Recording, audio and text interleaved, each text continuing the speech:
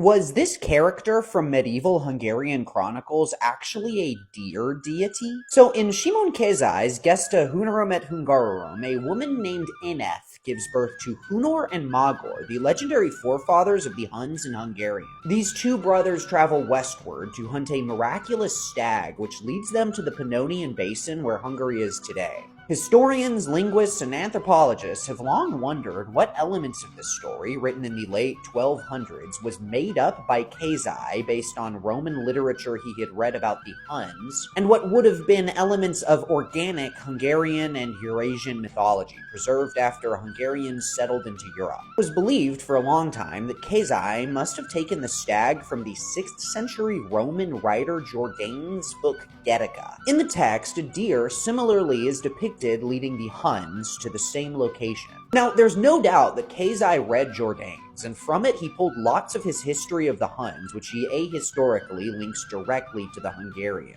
But the legend of Hunor and Magyar, as written by Kézai, preserves a lot of Eastern traditions too. Like, for example, the tradition of bride kidnapping, several pre-conquest locations, and unique names with very illuminating etymologies. János Szűcs, a major mid-century Hungarian historian, made a case, now accepted across the field generally, that the name Eneth came from a corruption of the Hungarian word for female deer, unő.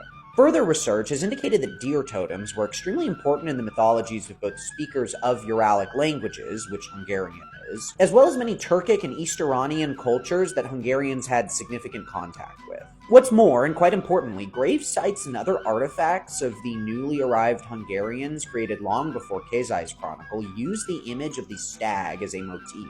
It is the opinion of Szűcs that the narrative framework of the stag leading the Hungarians to Pannonia was taken by Kézai from Jordanes' writing about the Huns, but the actual importance of the figure as a mythic creature, or possibly even ancestor, was not. Further scholars have looked at other early Hungarian histories from a similar lens. Emese, the daughter of Duke Unod Bília, who is a similar mother of the Hungarians figure from an even earlier chronicle, dreams of a mythical bird telling her about the monarchs that she will give birth to. Hungarian historian Géza Szentmartoni-Szabó suggested that her name might have come from an old Hungarian word describing being in a trance-like state.